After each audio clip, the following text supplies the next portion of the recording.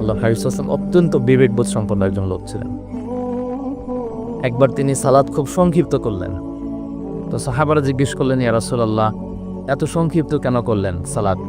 তখন আল্লাহ হাবিব সাল্লাল্লাহু আলাইহি ওয়াসাল্লাম বললেন যে পেছনে বোনদের নামাজের সেকশনে ওখান থেকে একটা ছোট্ট বাচ্চার কান্নার আওয়াজ আমি শুনছিলাম। আমার মনে হচ্ছিল বাচ্চাটাকে সামলাতে মাটার খুব কষ্ট হচ্ছে, এই জন্য আমি সালাদটা সংক্ষিপ্ত করে দিয়েছি। দেখেন কিরকম সেন্সেশন, কতটা কনসিডারেট ছিলেন। একবার আবার আল্লাহর হাবিব সাল্লাল্লাহু আলাইহি ওয়াসাল্লাম মাগরিবের সালাত কিংবা এশার সালাতের কোনো এক সেজদা অনেক লম্বা করে দিলেন। তখন সাহাবা আবার প্রশ্ন করলেন, ইয়া রাসূলুল্লাহ সাল্লাল্লাহু আলাইহি ওয়াসাল্লাম, এত লম্বা দীর্ঘ সেজদা করতে তো ফরজ সালাতে আমরা কখনো দেখি না, কেন করলেন? অসুস্থ হলেন নাকি নামাজের মাঝখানে, অথবা ওহী নাজিল হচ্ছিল নাকি, এরকম কিছু ঘটলো নাকি?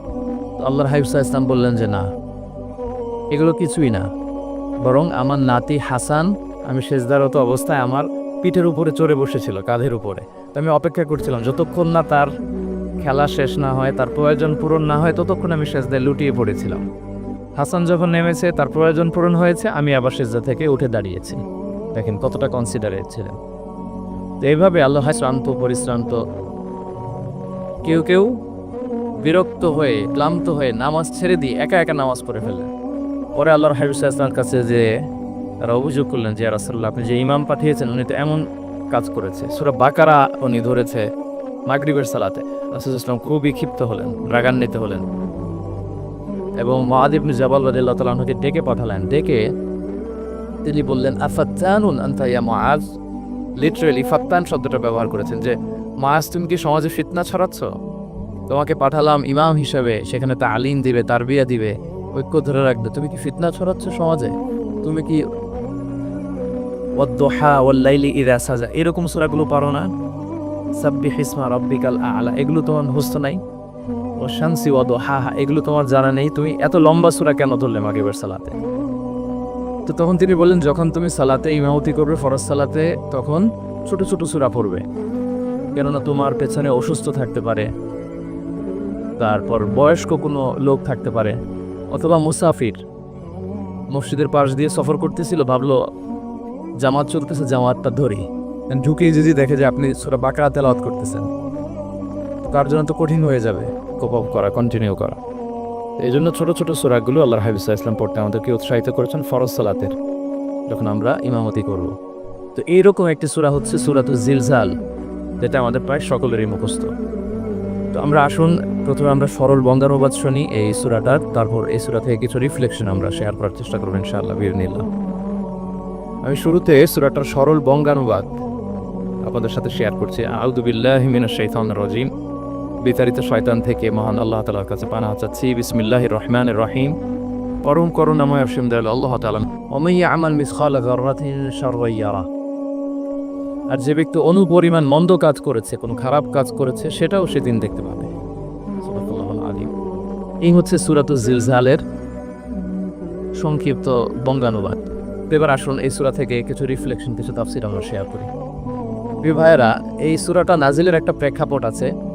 সাহাবাদের মধ্যে একটা ধারণা জন্মেছিল যে আমরা যদি খুব ছোট ছোট ভালো কাজ করি, এটা বোধহয় সওয়াব হবে না, বা মিজানের পাল্লা এটা তেমন একটা রেকগনাইজ করা হবে না। অথবা অনেক সাহাবাদের মধ্যে এরকম ধারণা ছিল যে আমরা খুব সামান্য ছোট খারাপ কাজ করলে এটা হয়তো ওরকম পাপ হবে না বা শাস্তি হবে না। তো ওনাদের মনে যখন এরকম একটা ধারণা তৈরি হলো, তখন আল্লাহ তাআলা এই সূরাটা নাজিল করেছেন। বিশেষ করে এই সূরার শেষের দুই আয়াত, যেখানে আল্লাহ তাআলা বলছেন ফামান ইয়ামাল মিসকালা যাররাতিন খায়রান ইয়ারা, যে না, তোমরা ছোট্ট ভালো করলে সেটাও দেখতে পাবা সেদিন তোমাদের আমলনামাতে। ওয়া ইয়ামাল মিসকালা যাররাতিন শাররান ইয়ারা, ছোট্ট খারাপ কাজ করলে সেটাও তোমরা তোমাদের আমলনামায় দেখতে পাবে। তো সাহাবাদের এই চিন্তা, এই ধারণাটাকে ভুল প্রমাণ করবার জন্য, তারা যে ভুল ধারণা করছেন এটা বোঝাবার জন্য, জানাবার জন্য আল্লাহ তাআলা বেসিক্যালি সূরাতুজ জিলজাল তিনি নাজিল করেন। এই সূরাটি কোরআনের ধারাক্রম অনুসারে ৯৯তম সূরা। কোরআনের যে ধারাক্রম, সূরা ফাতিহা দিয়ে শুরু, তারপরে বাকারা, তারপর আলে ইমরান, সেই ধারাবাহিকতায় এটা কত নম্বর সূরা? ৯৯ নম্বর সূরা। এবং সূরাটি মাদানী সূরা। কি সূরা? আমরা জানি কোরআনের সূরাগুলো দুই ভাগে বিভক্ত, কোনোটা মক্কায়, কোনোটা মদিনায় নাজিল হয়েছে। যেটা মক্কায় নাজিল হয়েছে সেটা মাক্কি, যেটা মদিনায় নাজিল হচ্ছে সেটা মাদানী। জিলজাল হচ্ছে মাদানী সূরা। এক বয়স্ক সাহাবী এসে আল্লাহর হাবিব সাল্লাল্লাহু আলাইহি ওয়াসাল্লামকে বলল, ইয়া রাসূলুল্লাহ, আপনি আমাকে কোরআনের একটা সূরা শিক্ষা দেন, কোন সূরা পড়বো? তো আল্লাহর হাবিব সাল্লাল্লাহু আলাইহি ওয়াসাল্লাম বললেন যাওয়াতুর র, মানে আলিফ লাম র দিয়ে যে সূরাগুলো আছে এগুলো পড়ো। তো এই সাহাবী বললেন, ইয়া রাসূলুল্লাহ, আমার বয়স বেশি, আমার জিহ্বা ভারী হয়ে গেছে, আমি এত বড় সূরা পারবো না। অন্য কিছু বলেন। আল্লাহর হাবিব সাল্লাল্লাহু আলাইহি ওয়াসাল্লাম বললেন, তাহলে যাওয়াতু হামিম, হামিম দিয়ে যে সূরাগুলো শুরু হয়েছে কোরআনে সেগুলো পড়ো। বলতেছি, ইয়া রাসূলুল্লাহ, এটাও পারবো না, আরো সহজ করে দেন। তো তখন আল্লাহ হাবিব সাল্লাল্লাহু আলাইহি ওয়াসাল্লাম বললেন, তাহলে আল মুসাব্বিহাত, মানে সাব্বাহা ইউসাব্বিহু দিয়ে যে সূরাগুলো শুরু হয়েছে তুমি এগুলো পড়ো। ওই সাহাবী বলে, এটাও কঠিন হয়ে যায় আমার জন্য। তখন আল্লাহ হাবিব সাল্লাল্লাহু আলাইহি ওয়াসাল্লাম বললেন যে, তাহলে কি চাও? বলতেছে, আমাকে একটা জামে মানে সূরা শিক্ষা দেন, মানে এমন একটা কম্প্রিহেন্সিভ সূরা শিক্ষা দেন যে এটা শিখলে আমার হেদায়েতের জন্য যথেষ্ট হয়ে যাবে। তখন আল্লাহ হাবিব সাল্লাল্লাহু আলাইহি ওয়াসাল্লাম বললেন, তাহলে তুমি পড়ো ইদা জুলজিলাতিল আরদু জিলসালাহা ওয়া আখরাজাতিল আরদু আথকালাহা ওয়া ক্বালাল ইনসানু মা লাহা। তুমি সূরাতুল জিলজাল তেলাওয়াত করো। তখন থেকেই সাহাবী এই সূরাতুল জিলজাল তেলাওয়াত আরম্ভ করলেন। নবী আলাইহিস সালাম ইরশাদ করেছেন, ইদা জুলজিলাতিল আরদু তা'দিলু নিসফাল কোরআন। সূরাতুল জিলজাল এটা কোরআনের অর্ধেক, কোরআনের অর্ধেক। আপনারা এরকম শুনেছেন যে সূরা ফাতিহাকে বলা হয় কোরআনের অর্ধেক, তারপর সূরাতুল ইখলাসকে বলা হয় সুলুসুল কোরআন, কোরআনের 1/3। এটার অর্ধেক বলার কারণ হচ্ছে কোরআনে অর্ধেক বলা হয়েছে দুনিয়ার কথা, অর্ধেক বলা হয়েছে আখিরাতের কথা, পরজগতের কথা, লাইফ আফটার ডেথের কথা। তো যেহেতু এই সূরাটা আখিরাতকে কভার করে, তাই সেজন্য কেমন যেন এই সূরাটা পুরো কোরআনের অর্ধেক। আল্লাহ তাআলা আমাদেরকে, আমরা যখন আল্লাহর কাছে কল্যাণ কামনা করি, আল্লাহ বলেছেন এইভাবে বলো, রব্বানা আতিনা ফিদ দুনিয়া হাসানা ওয়া ফিল আখিরাতি হাসানা ওয়া কিনা আযাবান নার। হে আল্লাহ, আপনি দুনিয়ার কল্যাণ আমাদেরকে দান করেন, পরজগতের কল্যাণ দান করেন, আমাদেরকে আগুনের শাস্তি থেকে রক্ষা করেন। তাহলে দুনিয়া আখিরাত দুটার কম্বিনেশনে। সো সূরা জিলজাল যেহেতু আখিরাতকে কভার করে, তাহলে এটা কোরআনের অর্ধেক। এটা কি কোরআনের অর্ধেক? তা'দিলু নিসফাল কোরআন। সূরাতুল জিলজাল তা'দিলু নিসফাল কোরআন, এটা কোরআনের অর্ধেক। তাহলে দুইটা আমরা ফাদিলাত, দ্য ভার্চু জানতে পারলাম এই সূরার। এক নম্বর হচ্ছে এটা একটা কম্প্রিহেন্সিভ সূরা, কম্প্রিহেন্সিভ সূরা। দুই নম্বর জানতে পারলাম এটা কোরআনের অর্ধেক, নিসফুল কোরআন। আচ্ছা, এবার আমরা সূরার তাফসীরে চলে যাই। আল্লাহ তাআলা ইরশাদ করছেন, ইদা জুলজিলাতিল আরদু জিলসালাহা, যখন এই পৃথিবীটাকে প্রকম্পিত করা হবে। প্রিয় ভাইরা, বেসিকলি এই 8 আয়াত বিশিষ্ট সূরাটার মধ্যে আমরা দুইটা ভাগ করতে পারি। প্রথম 5 আয়াতে আল্লাহ তাআলা কিয়ামতের বিভীষিকাময় পরিস্থিতির একটা চিত্রায়ন এখানে এনেছেন, পিকচারের বিভীষিকাময় পরিস্থিতির একটা বর্ণনা হাজির করেছেন। এরপর শেষের 3 আয়াতে কেমন করে আমাদের আমলনামা পেশ করা হবে, আমরা যা করি ভালো কিংবা মন্দ, এটাকে লিখে রাখা হয়, এটাকে রেকর্ড করে রাখা হয়। ওই আমলনামাটা আবার একদিন আমাদের হাতে পেশ করা হবে। ওই সময়টা কেমন হবে, ওই দৃশ্যটা কেমন হবে, এটা আল্লাহ তাআলা বলেছেন। আই রিপিট, আমি আবারও বলি, সূরার আয়াত সংখ্যা কত? 8। তো প্রথম 5 আয়াতে আল্লাহ তাআলা কিয়ামতের বিভীষিকাময় পরিস্থিতির বর্ণনা দিয়েছেন, আর শেষের 3 আয়াতে আমাদেরকে যে আমাদের আমলনামা পেশ করা হবে তার একটা চিত্র তুলে ধরেছেন। এবার মোটামুটি সহজ হয়ে আসছে না ব্যাপারটা? তো প্রথম 5 আয়াতে আল্লাহ তাআলা কিয়ামতের চিত্রায়িত কিভাবে কেমন করে করলেন, চিত্র হাজির করলেন। আল্লাহ বললেন যে ইজা জুলজিলাতিল আরদু জিলসালাহা, যখন পৃথিবীকে ভয়ঙ্করভাবে প্রকম্পিত করা হবে, পুরো পৃথিবীটাকে একটা ঝাঁকুনি দেয়া হবে। এই সূরার নামই হচ্ছে ঝাঁকুনি দেওয়ার সূরা, ঝাঁকুনি। জিলজাল মানে হচ্ছে শেকিং, আর্থকোয়েক, ভূমিকম্প, ভূকম্পন। ভূমিকম্পের সাথে পরিচিত না সবাই? এক্সপিরিয়েন্স হয়েছে কারো ভূমিকম্প? নাকি ঘুমায় থাকার সময় হয়? সব সময় হয়েছে? হ্যাঁ, মাঝে মাঝে আমরা এক্সপিরিয়েন্স করি আর্থকোয়েক। নয়, অনেক শিলা আছে, রূপান্তরিত শিলা, পাললিক শিলা, আগ্নেয়গিরির শিলা। এই শিলাগুলোর মধ্যে ডিসপ্লেস হলে পৃথিবী কেঁপে ওঠে। আবার পৃথিবীর ভেতরে আগুন আছে, গ্যাস আছে, এই গ্যাসগুলো যখন মুভ করে তখন পৃথিবীর উপরে কেঁপে ওঠে। একটাকে হাইপোসেন্টার বলে, আর একটাকে ইপোসেন্টার বলে। হাইপোসেন্টার মানে পৃথিবীর ভেতরের অংশটাকে বলে হাইপোসেন্টার, আর ভূপৃষ্ঠের এটাকে বলে ইপোসেন্টার। ওই হাইপোসেন্টারে যদি কোনো ঝড় হয়, উপরে এই প্রকম্পিত হয়। এটাকে আমরা ভূকম্পন বা ভূমিকম্প হিসেবে দেখি পৃথিবীতে। এই পৃথিবীতে অনেক বড় বড় ভূমিকম্প আমরা দেখেছি। জাপানে, আমার কত বছর একটা সফর ছিল জাপানে, তো ওই সকাল বিকেল ভূমিকম্প হয়। এখানে তো আমরা 6 মাস 1 বছর ভূমিকম্প দেখি, ওখানে সকালে বিকেলে একটু একটু করে কাঁপতেছে। এর কারণ হচ্ছে ওইটা এমন একটা এলাকায় পড়েছে, প্যাসিফিক ফায়ার রিংস বলে, একটা প্লেটের উপর, 7টা ট্যাকটনিক প্লেটের উপর আল্লাহ তাআলা পৃথিবীকে সেট করেছেন। ওই ট্যাকটনিক প্লেটগুলো যদি একটার সাথে একটা ঘর্ষণ হয়, অনেক এনার্জি রিডিউস করে। ওইখান থেকে পৃথিবীর উপরে এরকম ভাইব্রেশন শুরু হয়, এই প্রকম্পনটা শুরু হয়। তো জাপানের বিভিন্ন সময় আমরা বড় বড় ভূমিকম্পের কথা শুনেছি। ওদের কান্টো সিটি আছে একটা, অনেক বড় ভূমিকম্প হয়েছিল 1920 সালে, লাখখানিক লোক মারা গিয়েছে। আপনাদের সুনামির কথা মনে থাকবার কথা, সুনামির কথা মনে আছে? কত সালে ছিল? ওই ভূমিকম্পের কারণে ইন্দোনেশিয়াতে প্রায় 2.5 লাখ লোক মারা গিয়েছে, 2.5 লক্ষ। বান্দা আছে সুমাত্রাতে। হাইতিতে একবার একটা ভূমিকম্প হয়েছে আর অনেক আগে, লক্ষ লক্ষ লোক মারা গিয়েছে। এই যে ভূমিকম্প, এর নামে আল্লাহ তাআলা বেসিক্যালি এই সূরাটা দিয়েছেন। তবে পৃথিবীবাসী যে এই ভূকম্পন এক্সপিরিয়েন্স করেছে, কিয়ামতের সময় যে ভূমিকম্প হবে ওটা কি ওইরকম হবে? হ্যাঁ, ওটা ভয়ঙ্কর ভূমিকম্প হবে, মারাত্মক ভূমিকম্প। আল্লাহ তাআলা বলছেন, ইয়া আইয়ুহান নাসু তাকু রাব্বাকুম ইন্না জালজালাতাস সাআতি শাইউন আযীম। হে মানুষেরা, তোমরা আল্লাহকে ভয় করো আর তোমরা জেনে রেখো কিয়ামতের যে ভূমিকম্পটা হবে সেটা শাইউন আযীম। আযীম শব্দটা আল্লাহ যে কোনো জায়গায় ব্যবহার করেন না, যেটা খুব ভয়ঙ্কর হয়, মাত্রাতিরিক্ত, লিমিট ছাড়িয়ে যায়, ওটার ক্ষেত্রে আল্লাহ তাআলা আযীম বলেন। আল্লাহর হাবিব সাল্লাল্লাহু আলাইহি ওয়াসাল্লামের আচরণ, ওনার ক্যারেক্টারিস্টিক্স বলতে যে আল্লাহ শব্দ ব্যবহার করেছেন, ওয়া ইন্নাকা লাআলা খুলুকিন আযীম, কবি হে আপনি সুমহান চরিত্রের উপর প্রতিষ্ঠিত। মানে এই চরিত্রের মধ্যে দাগ ফেলতে পারে এরকম কেউ নেই। তো আযীম শব্দটা কোরআনের যত জায়গায় ব্যবহার করেছেন, আল্লাহ নিজের ক্ষেত্রে বলেছেন সূরা আয়াতুল কুরসির শেষে, ওয়া হুয়াল আলিয়ুল আযীম, তিনি হচ্ছেন আলী এবং আযীম, সুমহান। তো কিয়ামতের এই ভূকম্পনের ক্ষেত্রে আল্লাহ তাআলা এই আযীম শব্দটা ব্যবহার করেছেন। ইন্না জালজালাতাস সাআতি শাইউন আযীম নুফিখা ফিস সূর, সূরের মধ্যে যখন তিনি ফুৎকার দিবেন। আপনারা ইসরাফিল আলাইহিস সালামের একজন ফেরেশতা, ওনার নাম শুনেছেন না? One of the major angels, major একজন ফেরেশতা। আল্লাহ তাআলা ওনাকে সৃষ্টি করেছেন এই বিশাল হুইসেলে একটা ফুৎকার দেওয়ার জন্য, আর কোনো কাজ নাই। ওনার অ্যাসাইনমেন্ট এই একটাই, সৃষ্টির পর থেকে আজ অবধি বিশাল হুইসেলটা নিয়ে আল্লাহর আরশের দিকে তিনি তাকিয়ে আছেন অপলক নেত্রে, পলকও ফেলেন না চোখের, যে কখন আল্লাহ তাআলা অর্ডার করবেন, করার সাথে সাথে ফুৎকার দিবেন তিনি। আবার না দেরি হয়ে যায়, আবার না আল্লাহর আদেশ পালনে কোনো গাফলতি হয়ে যায়। সৃষ্টির পর থেকে ওনার একটাই অ্যাসাইনমেন্ট, এই বিশাল সুর ট্রাম্পেট নিয়ে হুইসেল দেওয়ার জন্য আল্লাহর আরশের দিকে তাকিয়ে আছেন। যেই মুহূর্তে আমরা এখন কথা শুনছি এখনও তাকিয়ে আছেন উনি। 3টা ফুৎকার দেওয়ার জন্য আল্লাহ তাআলা ওনাকে সৃষ্টি করেছেন। প্রথম ফুৎকারটাকে বলে নাফখাতুল ফাজা, যে ফুৎকারের সাথে সাথে মানুষগুলো তটস্থ হয়ে যাবে, পৃথিবীর মানুষ তটস্থ হয়ে যাবে। যখন তটস্থ হবে তখন কি অবস্থা হবে সেটাই আল্লাহ তাআলা এই সূরার প্রথম আয়াতে বললেন, যে ইদা জুলজিলাতিল আরদু জিলজালাহা, যখন পুরো পৃথিবীকে প্রকম্পিত করা হবে মারাত্মকভাবে। ইসরাফিল আলাইহিস সালাম প্রথম যে ফুৎকারটা দিবেন তখন পুরো পৃথিবী কেঁপে উঠবে, মারাত্মকভাবে কেঁপে উঠবে। তারপরের যে ফুৎকার দিবেন তখন সব মরে যাবে।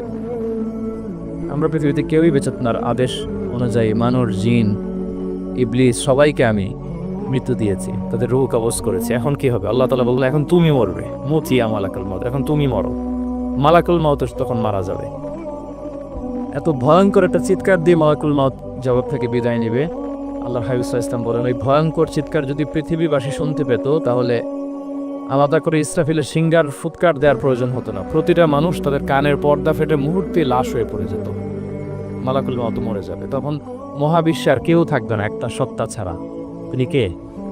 আল্লাহ সুবহানাহু ওয়া তাআলা। সূরা আর রহমান আল্লাহ তাআলা চমৎকার করে বলেছেন, কুল্লু মান আলাইহা ফান ওয়া ইয়াবকা ওয়াজহু রাব্বিকা যুল জালালি ওয়াল ইকরাম। পৃথিবীতে যা আছে সব নিঃশেষ হয়ে যাবে একমাত্র তিনি ছাড়া। তিনি হচ্ছেন অব্যয়, অক্ষয়, অবিনশ্বর, চিরঞ্জীব, শাশ্বত। এরপর কেউ যখন থাকবে না, আল্লাহ তাআলা ইসরাফিল আলাইহিস সালামকে আবার জীবিত করবেন।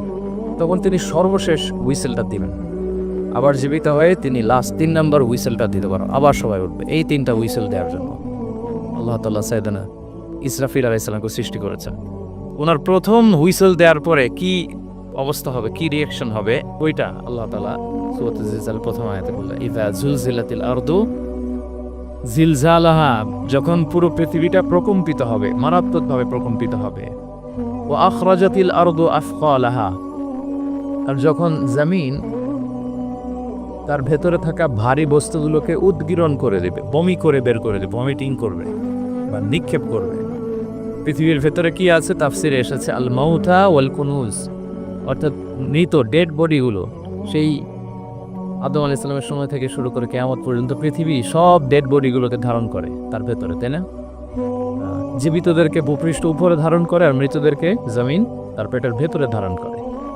তো আখরাজাতিল আরদু আথকালাহা, জমিন ভারী বস্তুগুলোকে উদ্গীরণ করবে, তাহলে সব ডেড বডিগুলোকে তখন বের করে দেবে।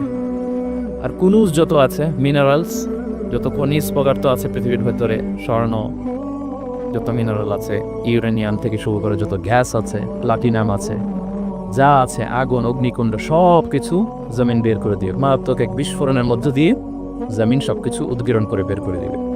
তাহলে দেখেন, কিছুটা সামহাও আপনাদের সামনে চিত্রায়িত হচ্ছে না কিয়ামতটা কেমন হবে? যদি একটু কল্পনা করেন, যেভাবে আল্লাহ তাআলা বলছেন যে ইদা জুলজিলাতিল আরদু জিলজালাহা, পুরো পৃথিবীটা প্রকম্পিত হবে।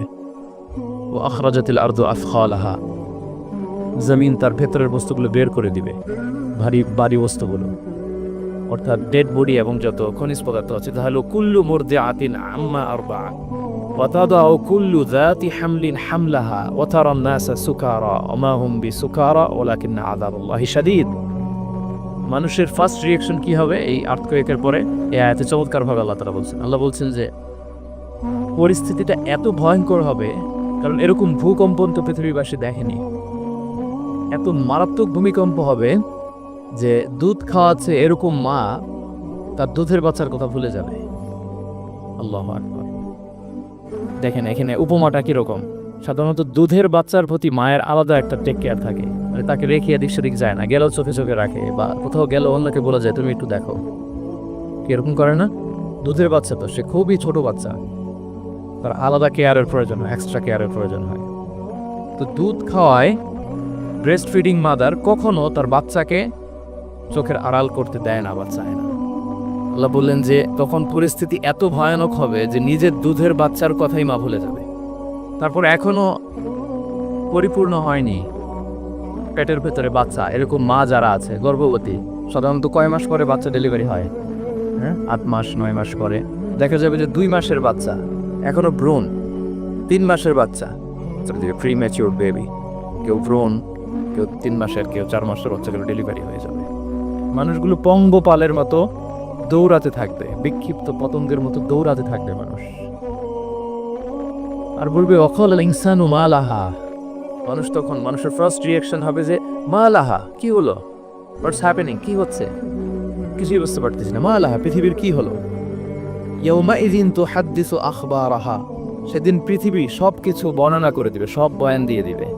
আমরা পৃথিবীর উপর জমিনে যা করি সব কিন্তু পৃথিবীর মধ্যে রেকর্ডেড থাকে। জমিন সেদিন বয়ান দিবে, সেদিন আসলে সব কিছুই বয়ান দিবে। জমিন বয়ান দিবে, হাত পা সাক্ষী দিবে, যেখানে মানুষ যে সমস্ত জিনিসের মাধ্যমে, যে টুলসগুলোর মাধ্যমে পাপ করেছে, অন্যায় করেছে, সব কিছু সেদিন সাক্ষী দেবে। আর সব সাক্ষীর বড় সাক্ষী হবে সেদিন এই জমিন। জমিন হবে সেদিন রাজ সাক্ষী। জমিন হবে কি সাক্ষী? রাজ সাক্ষী। ইয়াউমাইযিন তুহাদ্দিসু আখবারাহা, আল্লাহ জমিনকে বলবে এবার তুমি পাপের বয়ান দাও, রাজ সাক্ষী হয়ে তুমি বয়ান দাও কি কি ঘটেছে তোমার উপরে। কারণ আমরা যত পাপই করি না কেন, যত কাজই করি না কেন, সব জমিনের উপরই করি, তাই না? তো জমিন সেদিন বয়ান দেবে তোর কি কি অন্যায় হয়েছে, কি কি পাপ হয়েছে, কি কি সংগঠিত হয়েছে, সব ধরে ধরে জমিন সেদিন বর্ণনা করবে।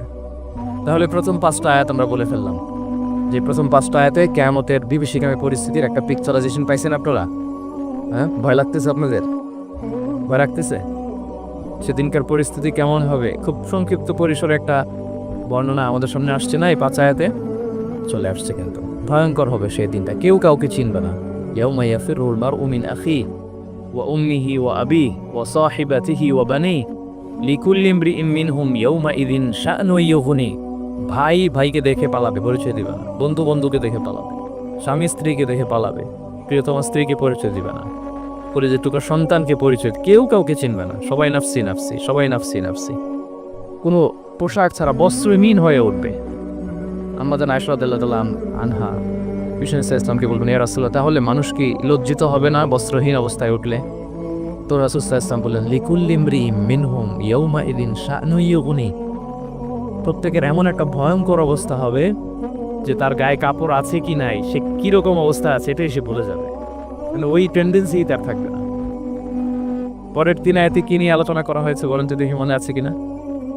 হ্যাঁ, আমল কিভাবে পেশ করা হবে, আমল নামা, সেটা নিয়ে আল্লাহ তাআলা বলেছেন। আল্লাহ তাআলা শুরু করছেন, আল্লাহ বলছেন যে ইয়াউমাইযি ইয়াসদুরুন নাসু আশতাতা, সেদিন মানুষগুলো দলে দলে বের হবে, দলে দলে এসে বের হবে। কেন? লিউরাউ আ'মালাহুম, যাতে করে তাদের আমলনামা তাদেরকে দেখানো যায়। তার মানে কি করেছি সেদিন আমলনামা আমরা দেখব। ইয়াউমা ইযি ইয়াসদুরুন নাসু আশতাতাল লিউরাউ আ'মালাহুম, যাতে করে তাদের আমলনামা তাদেরকে দেখানো যায়। তার মানে সেদিন আমরা আমাদের আমলনামা দেখব, কি করেছি না করেছি সব সেদিন সে আমলনামায় থাকবে। তো আমলনামাটা দুই ভাবে দেয়া হবে, হাদিসে এসেছে, কোরআনের আয়াতে এসেছে।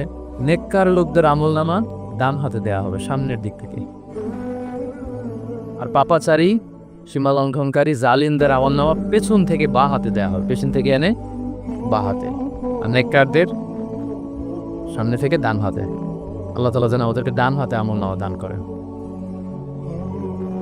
এই কথাটা আল্লাহ চমৎকার ভাবে বলছেন, ফাআম্মা মান উতিয়া কিতাবাহু বিয়ামিনিহি ফাসাউফা ইউহাসাবু হিসাবান ইয়াসীরা। সেদিন আল্লাহ তাআলা যাকে ডান হাতে আমলনামা দিবে তার হিসাবটা সহজ হবে। আল্লাহর হাবিব সাল্লাল্লাহু আলাইহি ওয়াসাল্লাম এই দোয়াটা করতেন, আল্লাহুম্মা হাসিবনা হিসাবান ইয়াসীরা। এরপর তিনি এই দোয়াটা সবসময় করতেন। তাহাজ্জুদের সালাতে দাঁড়িয়ে থাকতে থাকতে ওনার পা ফুলে যেত। সিজদায় যে কাঁদতে কাঁদতে জামা ভিজিয়ে ফেলতেন, হাত্তা বাল্লা লিহিয়াতাহু, দাড়ি ভিজিয়ে ফেলতেন, হাত্তা বাল্লা হাজারাহু, জামা ভিজিয়ে ফেলতেন, হাত্তা বাল্লাল আরবা, সিজদায় করে কাঁদতে কাঁদতে জমিন ভিজিয়ে ফেলতেন। তো আম্মা জান আয়েশা রাদিয়াল্লাহু তাআলা আনহা বলতেন, ইয়া রাসূলুল্লাহ, এত কষ্ট কেন করেন? আপনার পা ফুলে যায়, কাঁদতে কাঁদতে আপনি হয়রান হয়ে যান। আল্লাহ তো বলেছেন যে আপনার আগের পরের সব গুনাহ মাফ। আল্লাহ হাবিব সাল্লাল্লাহু আলাইহি ওয়াসাল্লাম বলতেন, আফালা উহিব্বু আন আকুনা আবদান শাকুরা। আয়েশা, আমি কি শুকরগুজার বান্দা হতে পছন্দ করব না? আল্লাহ তাআলা আমাকে ক্ষমা করেছেন, আমাকে স্পেশাল স্ট্যাটাস দিয়েছেন।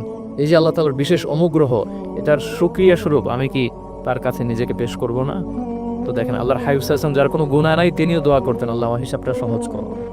সেদিন যার হিসাব সহজ হবে তার জন্য সব কিছু মিলে যাবে, তার মুক্তি। আর যদি আল্লাহ হিসাব কঠিন করে, হাদিসে এসেছে, আল্লাহ যদি কাউকে জিজ্ঞেস করে, মান নুকিশা উযিবা।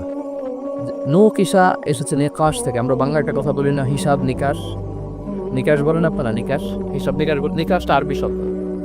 মান নুকিশা উযিবা, যার নিকাশ নেওয়া হবে, হিসাব নিকাশ নেওয়া হবে, উযিবা, তাকে আল্লাহ শাস্তি দেবে। যদি বলে এটা করলা কেন, ওখানে গেলা কেন, এটাতে জড়িত হইলা কেন, এই কেন কেনর প্রশ্ন বানে যদি আল্লাহ তাআলা আমাদের জর্জরিত করেন, তাহলে অবস্থা খারাপ। আল্লাহ আমাদেরকে হেফাজত করুক। আর যাকে আল্লাহ তাআলা অনুগ্রহ করবেন, অনেকে আল্লাহ তাআলা এইভাবে অনুগ্রহ করবেন, আল্লাহ বলবেন, তুমি যে এই পাপটা করছিলা মনে আছে? তুমি বান্দা বলবে, আল্লাহ মনে আছে। শাহু বিয়ামিনিহি, তাহলে হিসাব সহজ হবে কাদের? যাদেরকে আল্লাহ কোন হাতে আমলনামা দিয়েছেন? ডান হাতে। ফাসাউফা ইউহাসাবু হিসাবান ইয়াসীরা, তাদেরকে সহজ হবে হিসাব নেওয়া হবে। ওয়ায়ানখলিবু ইলা আহলিহি মাসরুরা, তারা তাদের পরিবারের সাথে খুব আনন্দ উৎফুল্লতার সাথে মিলিত হবে। আর ওয়া আম্মা মান উতিয়া কিতাবাহু ওয়ারাআ বাহরি, আর যাদেরকে পেছন থেকে আমলনামা দেয়া হবে বা হাতে, ফাসাউফা ইয়াদউ সুবুরা, তারা মৃত্যু কামনা করবে। সেদিন মৃত্যু, ধ্বংস কামনা করবে, তারা নিজেদের ধ্বংস। ওয়ায়াসলা সাঈরা, আর তারাই জাহান্নামে অন্তর্ভুক্ত হবে, জাহান্নামে তারাই প্রবেশ করবে। ওয়াল আয়াযু বিল্লাহ, নাউযু বিল্লাহ, আল্লাহ আমাদেরকে তুমি হেফাজত করো। তাহলে আমলনামার পর্বটা কেমন হবে? আল্লাহ বলছেন, ইয়াউমা ইযি ইয়াসদুরুন নাসু আশতাত, দলে দলে মানুষ উঠবে, কবর থেকে আসবে, লিউরাউ আ'মালাহুম, যাতে করে তাদের আমলনামা তাদেরকে দেখানো হয়। আর আমলনামা কারো আসবে সামনে থেকে ডান হাতে, কারো আসবে, আমরা যেন ডান হাতে পাই, নাকি? এই ফরিয়াদ, এই প্রার্থনা আমরা আল্লাহর কাছে করি। এবার আমলনামা পেয়ে গেলাম আমরা সবাই হাতে। এবার আল্লাহ তাআলা আমাদেরকে বলবেন, তোমরা একটু পড়ো তোমাদের আমলনামা। ইকরা ইকরা কিতাবাকা কাফা বিনাফসিকাল ইয়াউমা আলাইকা হাসিবা, পড়ো তোমার আমলনামা, হিসাবের জন্য তুমি যথেষ্ট। আজকে ধরেন, আজকে আপনার গণিত পরীক্ষা গেছে, ধরেন অঙ্ক পরীক্ষার পরে যার খুব কনফিডেন্স ভালো, ভালো গণিত জানে, সে আসলে আগে থেকেই জানে যে আমি 100-তে 100। আর একটা নিজের হিসেব নিকেশ আছে না, নাকি? আর ধরেন যে যার গণিত নিলে নাই, পরীক্ষা ভালো হয় নাই, যে হচ্ছে খুব খারাপ ছাত্র, একেবারে লাড্ডু গুড্ডু মেরে আসছে, ও নিজেও জানে, তো ফল প্রকাশের জন্য এত ওয়েট করা লাগে না। তার একটা হিসাবীদের কি তখন দায়িত্ব দিয়ে বলবেন, ইকরা কিতাবাকা কাফা বিনাফসিকাল ইয়াউমা আলাইকা হাসিবা, পড়ো তোমার আমলনামা, ইকরা, পড়ো।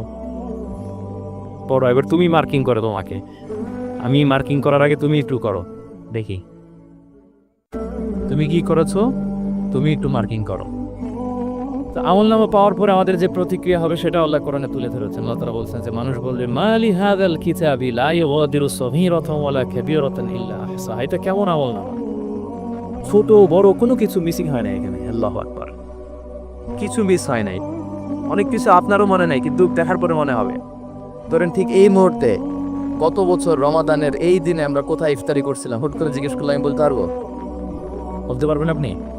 কিন্তু হিসাব কেউ মিলাই দিলে তখন মনে হলো তাই তো, আমি তো ওই সময় এটা করছি, ওই সময় তো এখানে ছিলাম। আমল নামা দেখে মানুষের ফার্স্ট রিঅ্যাকশন হবে মালি হাযাল কিতাবি লা ইউগাদিরু সগীরাতান ওয়ালা কাবীরাতান ইল্লা, এটা কেমন আমল নামা, সব মিলে যাচ্ছে, তাই তো এমনটাই তো করেছি আমি।